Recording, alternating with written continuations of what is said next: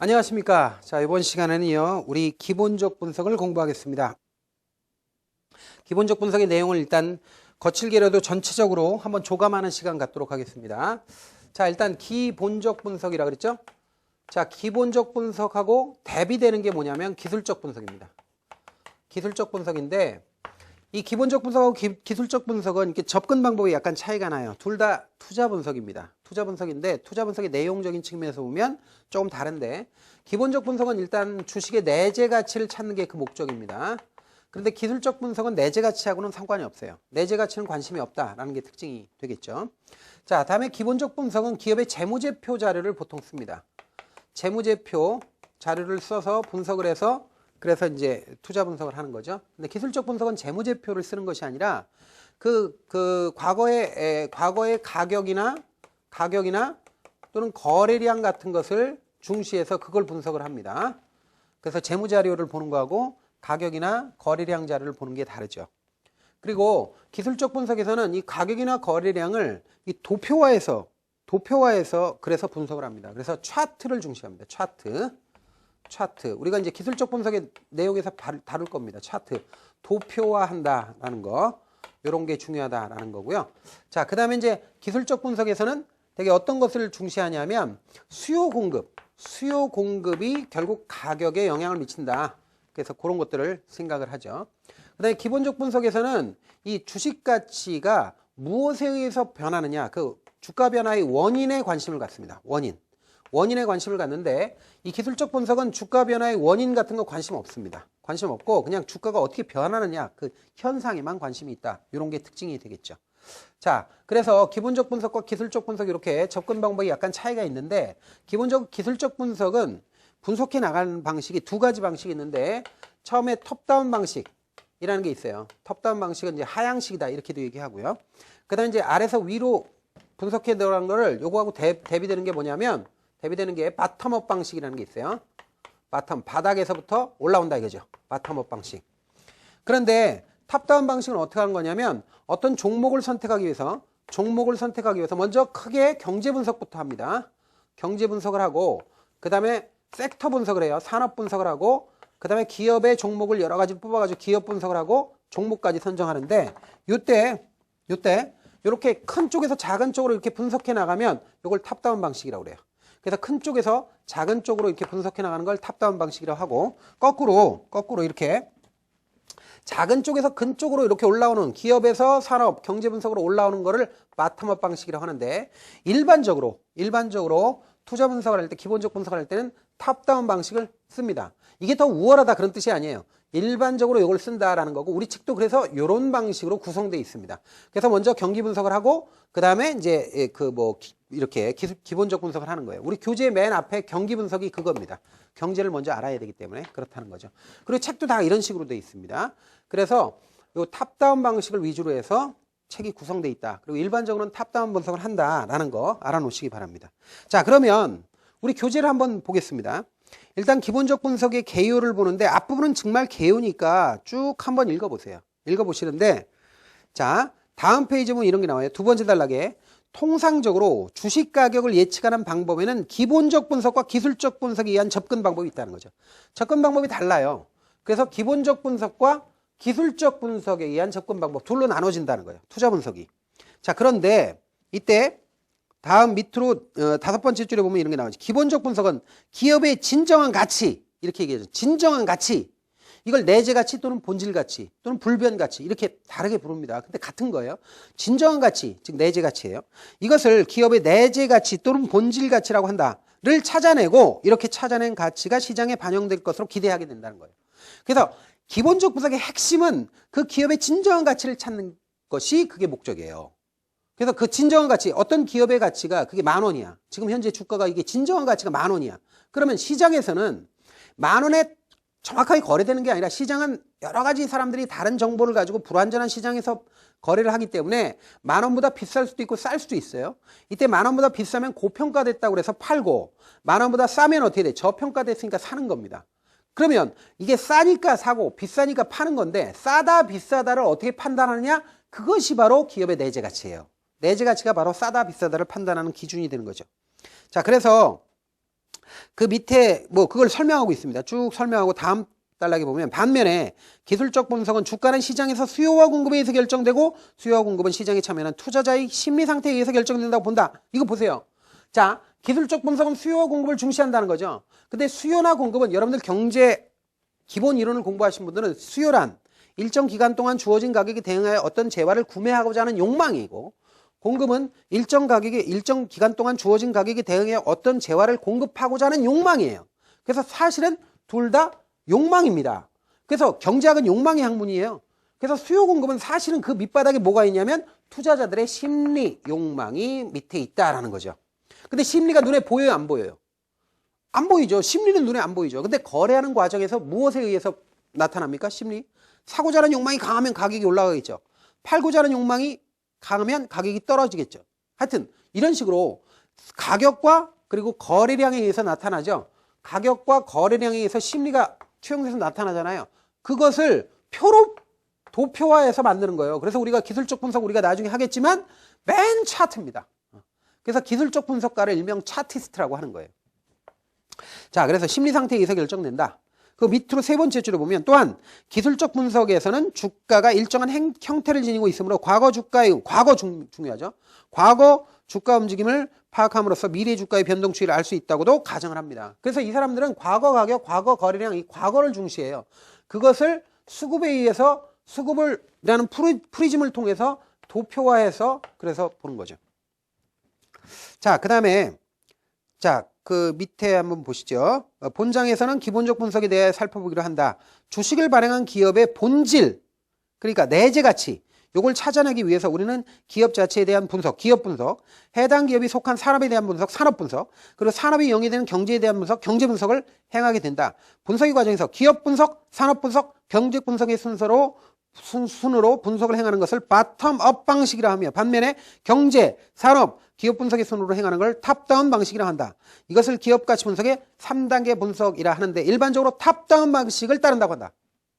자, 제가 다 설명했죠. 그러니까 기업, 산업, 경제로 분석해 나가면 바텀업, 경제, 산업, 기업 순으로 분석해 나가면 탑다운. 근데 탑다운을 보통 많이 한다. 이 얘기 있지 않습니까? 그래서 설명은 다 했습니다.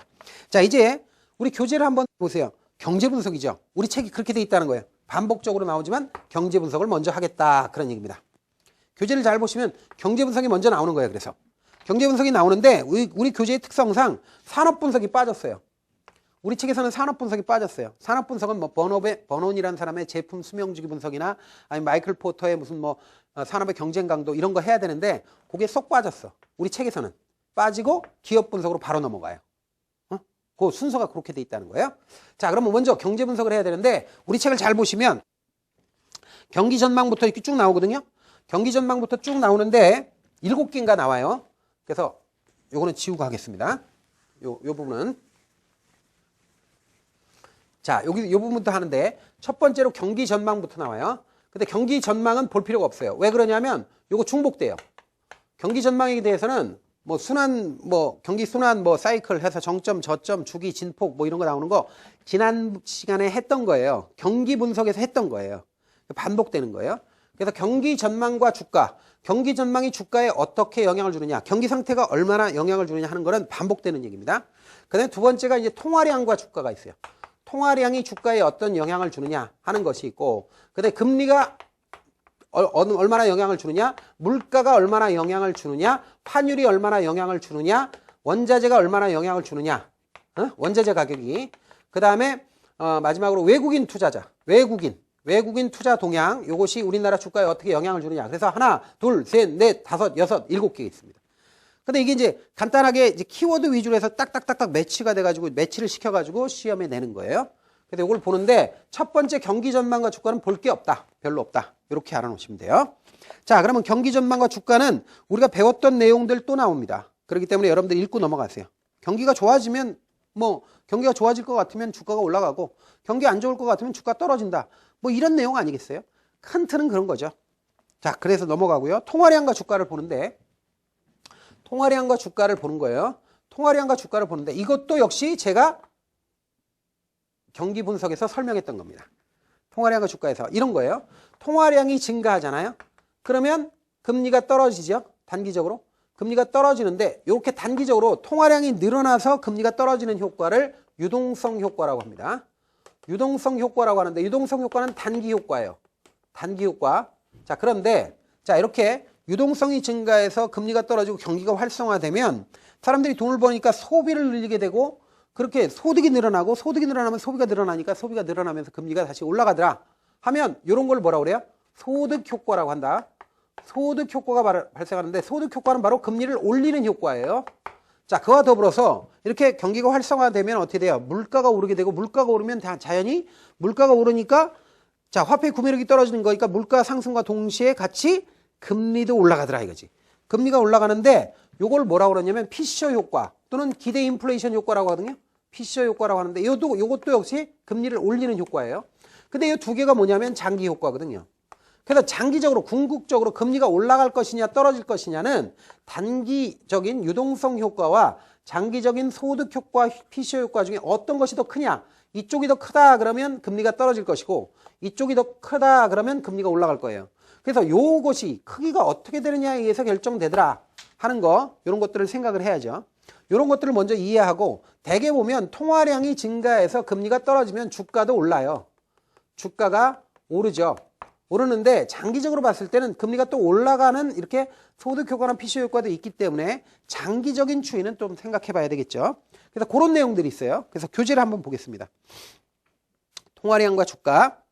자, 어디를 보느냐 하면 두 번째 단락에 여섯 번째 줄 보면 이런 게 나와요. 화폐 공급의 증가가 이자율에 미치는 효과에는 시간의 흐름에 따라 유동성 효과, 소득 효과, 피셔 효과 나오죠. 유동성 효과, 소득 효과, 피셔 효과가 나오는 거예요. 이때 유동성 효과란 통화량 증가에 따라 단기적으로 이자율이 떨어지는 거예요. 통화량이 증가하면 이자율이 떨어지는 거예요. M은 통화량입니다. 머니터리. 그래서 통화량이 증가하면 단기적으로 이자가 떨어지죠. 돈이 흔해지니까. 그런데 이렇게 이자율이 하락하게 되면 투자가 증가하게 되고 그 결과 국민소득이 증가하는데 이는 다시 화폐 수요 증가로 나타나 이자율이 상승하게 된다. 자, 이렇게 되면 금리가 떨어지고 그러면 뭐예요? 투자가 일어나고 투자가 증가하면 소득이 증가하고 소득이 증가하면 어떻게 돼? 사람들이 소비를 해야 되니까 화폐가 필요하죠. 돈이 필요하니까 돈이 필요한 화폐 수요가 증가함에 따라서 어떻게 돼요? 금리가 다시 오른다 이거예요. 그래서 이렇게 돼서 이자율이 상승하게 된다. 이를 화폐 공급의 이자율에 대한 소득 효과라고 한다는 거예요. 소득 효과. 한다. 그리고 피셔 효과란 화폐 공급의 증가로 인플레이션이 발생하게 되면 이제 물가가 오른단 말이죠. 물가가 오르게 되면 피셔 방정 시기에 명목금리가 상승하게 되는 효과인데 이상의 논의를 종합하면 자, 보세요. 피셔 효과라는 게 뭐다? 자, 보세요. 자, 지금 피셔 방정식이라는 게 있어요. 이건 쓰지 마세요. 이거는 우리가 경기 이론에서 했던 거예요. 화폐 교환 방정식이라고 그래요. 피셔라는 사람이 얘기한 거예요. 근데 피셔도 역시 화폐 유통 속도는 일정하다고 본 거예요. 그리고 이건 물가하고 이건 거래량인데 거래량도 사실은 금방 안 늘죠. 거래량도 일정하다고 묶여 있었다고 봤을 때 자, 만약에 자, 경기가 좋아져 가지고 소득이 증가한다. 그럼 화폐 수요가 증가하면 어떻게 돼? 화폐가 늘어나겠죠. 화폐가 늘어나면 어떻게 돼? 물가가 오른다는 거죠. 다른 것이 고정돼 있을 때는. 이거를 뭐라고 그래요? 피셔 효과라고 한다는 거죠. 그래서 피셔 효과는 어쨌든 금리가 올라가는 효과다 이 말이에요. 자, 이렇게 화폐 공급이 늘어서 물가가 오르면 당연히 금리도 따라 오른다. 그래서 피셔 효과가 나타나는데 단기적으로는 유동성 효과, 장기적으로는 소득 효과와 피셔 효과가 이렇게 상호 얽혀서 작용한단 말이에요. 자, 그래서 자, 결론적으로 뭐냐면 이상의 논의를 종합하면 통화량 증가는 단기적으로는 주가에 긍정적이에요. 단기적으로는 금리가 떨어지니까 주가에 긍정적이죠. 주가가 오르니까. 그러나 장기적으로는 이자율을 상승시켜서 장기적으로는 이자율을 올리잖아요. 이자율을 상승시켜 주가에 부정적인 영향을 주게 된다. 이게 결론입니다. 아시겠죠? 단기적으로는 긍정적이지만 장기적으로까지 긍정적이지는 않다 하는 것이 이것이 이제 여기서 이야기하고자 하는 말이죠. 그러니까 그걸 보시고요. 자, 다음에 실적장세, 역금융, 금융장세, 역실적장세는 그냥 읽어보세요. 자, 넘어가세요. 자, 다음에 금리와 주가가 있는데 금리와 주가는요. 이건 뭐 너무 명확한 겁니다. 이건 뭐 시간 끌 필요 없습니다. 금리는 대개 주가하고 반대로 움직여요. 그래서 금리가 상승하면 주가에 부정적이죠. 주가가 떨어지고 금리가 하락하면 주가가 올라간다. 이렇게 알아놓으시면 돼요. 그럼 끝이에요. 그래서 이게 핵심적인 거 그것만 보시면 돼요. 그래서 금리와 주가에 해당되는 거 본문은 그냥 읽어보시고요. 결론은 뭐냐? 그 표입니다. 아래에 있는 표. 표를 보시면 이자율이 올라가면 자금 조달이 축소되죠. 이자율이 올라가니까 돈 끌어대기가 겁나잖아요. 그러니까 설비 투자가 축소되고 주가는 떨어지더라. 그리고 이자율이 하락하면 자금 조달이 확대되고 설비 투자가 확대되고 주가는 오르더라. 기업이 긍정적, 낙관적이 되니까. 자, 뭐 이런 정도만 정리하시면 되고 결론은 뭐야? 금리하고 주가는 반대로 움직인다. 주식 가격하고는 이렇게 반대로 움직인다는 거 그거만 생각해 놓으시기 바랍니다. 자, 다음에 이제 물가와 주가예요. 물가 얘기가 나오는데 이 물가는요 조금 생각해 봐야 돼요. 물가의 경우에 일반적으로 물가가 오르면 주가가 전부 다 부정적이 되느냐, 일반적으로 이렇게 얘기할 수 있느냐, 그건 아닙니다. 여러분들 있잖아요, 여러분들이 기업이라고 생각을 해보세요. 여러분들이 소비자라고 생각하지 말고 물건을 만들어 파는 기업이라고 생각해 보세요. 그러면 내가 물건을 만들어서 파는데 내가 물건을 만들어서 파는 물건이 약간씩 오른다. 그러면 좋은 겁니까? 안 좋은 겁니까? 좋은 거죠. 그래서 물가가 적당하게 오르는 거는, 완만하게 오르는 건 기업의 주가에 긍정적이에요. 그래서 무조건 오른다고 해서 무조건 나쁘면 안 돼요. 그래서 물가가 완만하게 상승하는 거는 주가를 올리게 만드는 요인입니다. 근데 문제는 뭐냐면 하이퍼 인플레이션처럼 급격하게 오르는 거야. 급격하게 오르면 경제 자체가 혼란에 빠지죠. 전체 경제가. 그래서 이거는 우리나라 그 기업의 그 전망을, 미래 전망을 암울하게 만드는 겁니다. 그래서 주가가 떨어진다라는 거죠. 그래서 급격한 인플레이션과 완만한 인플레이션은 구분해서 봐야 된다라는 겁니다. 자, 그런데 그래서 우리 본문에 다 볼 필요 없이 그 밑에 표 있잖아요. 표를 보시면 돼요. 표를 보시면 완만한 물가 상승은, 그러면 결론적으로 뭐예요? 주가가 상승하는 요인이고, 급격한 물가 상승은 뭐예요? 주가가 하락하는 요인이잖아요. 어쨌든 이렇게 된다는 거고, 그 다음에 디스인플레이션이라는 말이 나오는데, 디스인플레이션은 물가가 상승하되 물가 상승률이 이게 낮아져가는 현상을 디스인플레이션이라고 그래요. 뭐 복잡하게 생각하지 말고, 여기가 이제 물가라고 그랬을 때 물가 상승률이 이렇게 올라가는 거하고 이렇게 올라가는 건 다르죠. 그래서 물가가 오르기는 오르는데, 과거에는 물가가 급격하게 올랐다가 이렇게 오르기는 오르는데 물가 상승률이 이렇게 둔화되는 거예요. 그래서 이때 6개월 단위로 이렇게 측정했을 때 6개월이다. 이게 만약 6개월이다 그러면 6개월 단위로 뭐 6월, 12월, 다음 해 6월, 12월 이렇게 측정했을 때 이때 첫 6개월 단위는 굉장히 많이 올랐죠. 근데 그 다음에 6개월 동안은 비슷하게 올랐죠. 그 다음에 6개월 단위는 오르기는 오르지만 물가 상승률이 줄어들었잖아요. 그 다음에 더 줄었잖아요.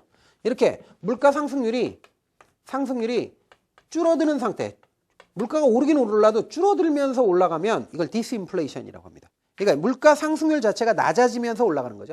이렇게 물가 상승률이 낮아져가는 현상으로서의 디스인플레이션이라고 하면 요거는 긍정적인 신호로 본다는 거죠. 경제가 안정적으로 된다, 이렇게 운용된다, 이렇게 봐서. 그래서 이거는 주가가 상승하는 요인입니다. 그래서 디스인플레이션은 주가가 상승하는 요인으로 작용하고요. 문제는 이 스태그플레이션이라는 거죠. 스태그플레이션은 뭐예요? 스태그플레이션은 이거는 사실 경제 운용에서 가장 극악무도한 사태죠. 그래서 물가가 오르면서 경기는 불황이 되는 상태. 물가는 오르는데 경제는 불황이야. 이런 상태가 스태그플레이션이에요. 이건 이제 사람 잡는 거죠. 이런 상태가. 그럼 이런 상태는 당연히 경제가 망가져가는 현상이니까 이건 주가가 하락하죠. 스태그플레이션 상태는 주가가 역시 하락한다. 이렇게 알아놓으시면 돼요. 자, 그래서 물가와 관련돼서는 완만하냐 급격하냐 이게 가장 중요하고요. 디스인플레이션은 주가를 올리고, 그 다음에 스태그플레이션은 완전히 경제 망가지는 거니까 주가가 빠진다. 이렇게 알아놓으시면 됩니다. 근데 여기서 이제 그 표에서, 그 표는 지금 봤고요. 표 위로 세 번째 줄 보세요. 한편 물가가 상승하면 기업 보유 자산의 명목 가치가 상승함으로써 자산 재평가로 인한 무상증자가 가능해지기 때문에 인플레이션 시에도 주식 가치가 상승하여 물가 상승을 보전할 수 있다는 주장도 있어요. 그런 주장도. 이를 주식 투자의 인플레이션 해지 기능이라고 한다. 이렇게 밑줄 쳐놓으세요. 이건 되게 일반적으로는 물가하고 주가가 뭐 급격하다, 완만하다 이런 차이는 있지만 어쨌든 물가가 올라가면 주가가 그래도 그 부정적이다, 뭐 아주 긍정적이지는 않다, 이렇게 주장하는 거에 대해서 반론을 제기한 게 바로 인플레이션 해지라는 개념입니다. 결국 물가가 오르면 그러면 기업이 재산을 가지고 있는데 재산 가치가 오르잖아요. 물가가 오르는데 그 물건 가치에 기업 자산도 들어가는 거니까. 그래서 이렇게 같이 오름으로써 그 자산 재평가로 무상증자도 가능하고 하기 때문에 인플레이션 시에도 주가가 올라서 물가 상승을 방어할 수 있다. 하는 이론도 있다는 거예요. 그걸 인플레이션 헤지라고 하는 거예요. 자, 지금 인플레이션 헤지는 대개 보면 이 부동산에서 나타나는 걸로만 생각하는데 주식의 경우도 인플레이션 헤지가 가능하다. 인플레이션이라고 하는 건 물가가 올라서 화폐 가치가 떨어지는 현상이죠. 화폐 가치 하락을 주식을 가지고 있으면 방어할 수 있다는 거예요. 이걸 인플레이션 헤지다 이렇게 얘기한다는 거 알아놓고요. 넘어가시죠. 환율과 주가가 있는데 환율은요. 대개 보면 이건 양날의 칼이에요. 그래서 수출기업 입장에서는 환율이 올라가는 게 좋은 거고 수입기업 입장에서는 환율이 떨어지는 게 좋은 거예요. 그런데 문제는 우리 교재가 우리 이제 전체 경제 상황과 관련되는 얘기를 하는데 우리나라의 경우는 수출기업이 중요합니까? 수입기업이 중요합니까? 우리나라는 수출기업이 중요하죠. 우리나라는 수출국가예요. 수출을 못하면 당장 문제가 생기는 나라입니다. 수출을 못하면 당장 굶어 죽어요. 잘못하면. 그 정도로 우리가 대외 무역 의존도가 압도적이에요. 그렇기 때문에 환율은 수출과 관련되기 때문에 대무역 수지, 경상수지 입장에서 보면 환율이 올라가는 게 바람직하죠. 그래야 환율이 오르면 뭐요? 그 가격 경쟁력이 생겨서 수출은 늘어나고 수입은 줄어드니까 그럼 경상수지가 개선되고 그러면 기업 입장에서는 그 수출 주도하는 기업이 많으니까 우리나라의 경우엔 주가가 긍정적이라는 거죠. 그래서 그 밑에 표가 있는데 표를 보세요. 환율이 떨어지면 수출은 줄고 수입은 늘겠죠. 당연히. 그래서 수익성이 악화되죠. 그러니까 경상수지가 악화될 거 아니에요. 무역수지가 악화되고 그러면 주가가 떨어진다는 얘기고 환율이 상승하면 수출은 늘고 수입은 준다. 그러므로 주가가 상승한다. 여러분들 환율 아시죠? 자, 예를 한번 들어보겠습니다. 여러분들이 이해를 혹시 또 못할 수도 있으니까. 지금 현재 1달러가 1,100원이라고 해봅시다. 1,100원이라고 해봅시다. 자, 그러면 1,100원인 상태에서 수출기업이 100만 달러를 수출했어요. 100만 달러. 그러면 100만 달러가 우리나라에 들어온단 말이에요. 근데 환율이 현재 1,100원이다. 그럼 100만 달러를 우리나라 돈으로 바꾸면 이 수출기업이 버는 돈이 얼마죠? 11억을 버는 거예요. 근데 환율이 떨어졌어. 환율이 떨어져서 1달러에 1,100원에서 1,000원이 되었다라고 가정해봐요. 1,000원이 되면 이건 뭐야? 11억이 아니라 10억 버는 거예요. 그러니까 이렇게 환율이 하락하게 되면 수출기업은요. 똑같은 돈을 벌어도 달러로 벌어도 우리나라에 가져오는 돈이 작아져요. 그러니까 우리나라 돈으로 바꾸면 작아져요. 수입이. 그래서 이렇게 환율이 하락하면 환율이 떨어지면 수출기업은 불리해요. 불리해서 어떻게 되느냐면 얘는 수출이 감소하죠. 감소하고 거꾸로 수입기업은 그 전에 환율이 1,100원일 때는 100만 달러어치 사오기 위해서는 11억이 필요했는데 환율이 1,000원이 되면 이제 10억만 가지면 되잖아요. 수입기업은. 그러니까 수입은 유리한 거죠. 수입은 유리하게 되는 거예요. 그래서 수입은 증가하게 돼요. 그런데 수출하고 수입을 뺀 게 순수출인데 만약에 수입이 증가하고 수출이 줄어들면 어떻게 돼? 적자가 늘어나죠. 그래서 경상수지가 또는 무역수지가 경상수지가 어떻게 돼요? 악화돼요. 그래서 기업 전체의 실적이 나빠지고 그러면 주가가 떨어지는 거예요. 그런데 거꾸로 환율이 상승하게 되면 어떻게 돼요? 수출이 유리한 거죠. 그래서 수출은 늘어나고 임포트, 수입은 줄어들어서 빼면 어떻게 돼요? 남는 게 많아지죠. 그래서 경상수지가 개선되죠. 무역 흑자가 나고 그렇게 됨에 따라서 기업의 주가가 올라가서 긍정적이 된다는 거죠. 왜냐하면 우리나라는 물론 수입기업도 있어요. 우리나라에. 그러나 우리나라 전체 경제로 보면 수출이 아주 압도적이라는 거죠. 그렇기 때문에 우리 교재에 그렇게 돼 있는 겁니다. 사실은 환율이 상승하거나 하락하는 건 기업마다 좋기도 하고 어떤 기업은 나쁘기도 하고 그렇거든요. 똑같이 환율이 상승해도 수출기업은 좋고 수입기업은 나쁘고 환율이 떨어지면 수출기업은 울고 수입기업은 웃고 이렇게 된단 말이에요. 그렇지만 전체 대한민국 경제 입장에서 봤을 때는 우리가 수출 의존도가 높기 때문에 결국 이렇게 일관해서 쓴다는 거죠. 일관해서. 자, 그래서 다시 한번 보세요. 환율과 주가의 관계 표를 보면 환율이 떨어지면 수출이 줄고 수입이 느니까 수익성이 악화돼서 주가가 하락하고 환율이 상승하면 수출은 늘고 수입은 주니까 수익성이 향상돼서 주가가 상승하더라. 이 정도만 핵심적으로 알아놓으시면 돼요. 자, 다음에 이제 원자재 가격과 주가 보세요. 이건 볼 거 하나도 없어, 사실은. 왜냐하면 원자재 가격하고 주가는 반대예요, 그냥. 반대. 이렇게 알아놓고 넘어가세요. 우리나라는 자원이 없는 나라입니다. 자원 빈국이죠. 자원 빈국이야. 정말 자원 진짜 없죠. 기름 한 방울도 안 난다. 이런 얘기 상투적 표현을 쓰잖아요. 그러니까 외국으로부터 의존하는데 근데 이 원자재 가격이 올라가면 뭐예요? 재료값이 올라가잖아요. 비용이 상승하잖아요. 당연히 우리나라 경제에 안 좋죠. 그래서 주가에도 안 좋다. 그래서 반대로 움직인다. 원자재 가격이 올라가면 주가가 떨어지고 원자재 가격이 떨어져야 주가가 올라가는 거예요. 역의 있다. 그것만 알아놓으셔도 됩니다. 자, 다음에 마지막으로 외국인 투자자와 주가가 있는데 요게 조금 생각을 해야 돼요. 그래서 외국인 투자자와 주가를 지금부터 핵심을 알아놓으셔야 돼요. 핵심을 표현은 다르게 될 수 있습니다만 핵심이 굉장히 중요하다. 여기서 여기 암기해야 될 거 이렇게 한번 보세요.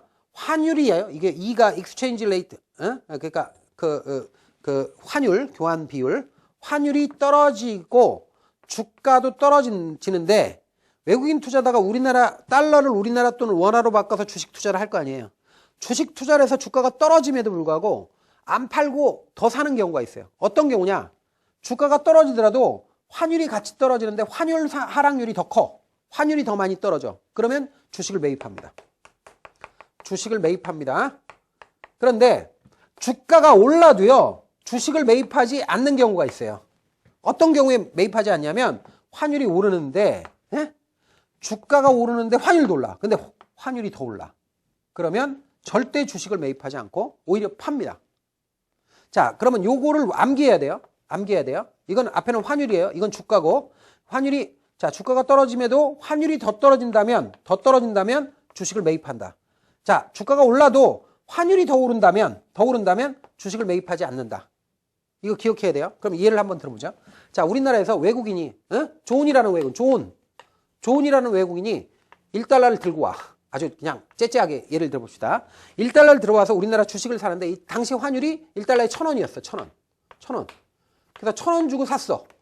1,000원 주고 샀어요. 1,000원 주고 샀어. 근데 주가가 떨어졌네. 떨어져서 900원 됐네. 이 사람 손해봤죠? 손해봤는데 그 사이에 환율도 떨어졌어. 그래서 800원 됐어.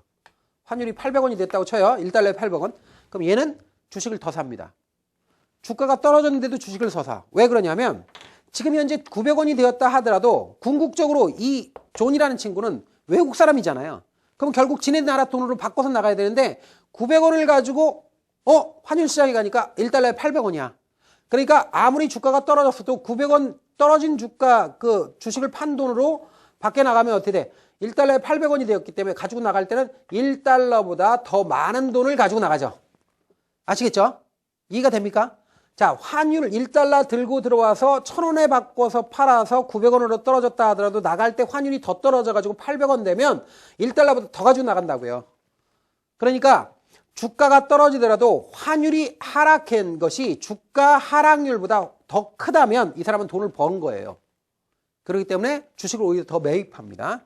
그래서 이거 기억을 하셔야 돼요. 자, 주가가 떨어져도 환율이 더 떨어지면 주식을 매입한다고요. 그런데 주가가 올라도 거꾸로 이렇게 올라도 1,000원에서 1,100원으로 올랐어. 올랐더라도 그 사이에 환율이 만약에 올라서 1,200원으로 올랐다. 그러면요. 이 사람은 1,000원 투자해서 1,100원 버니까 우리나라 주식에서는 어떻게 돼? 돈을 벌었죠. 그런데 1,100원을 들고 지네 나라로 가려고 보니까 1달러에 1,100원 가지고는 안 되고 1,200원 줘야 1달러를 바꿔서 나가네. 그러면 주식 투자를 했다 하더라도 나중에 이 사람이 달러 지네 나라 돈으로 바꾸는 과정에서 손실이 발생하죠. 그 손실이 더 크죠. 그래서 주가가 아무리 올라도 환율이 더 많이 오르면 주식을 매입하지 않습니다. 손해나니까. 그래서 이거 꼭 알아놓으셔야 돼요. 주가가 떨어져도 환율이 더 떨어진다면 주식을 매입해요. 외국인들은. 근데 주가가 올라도 환율이 더 오르면 주식을 매입하지 않습니다. 이거 기억하셔야 돼요. 그게 어디에 있죠? 그 교재를 보시면 자, 외국인 투자자 막 그림도 나오고 그러는데 됐고 그림은 중요한 게 아니고 핵심을 알아놓으셔야 돼요.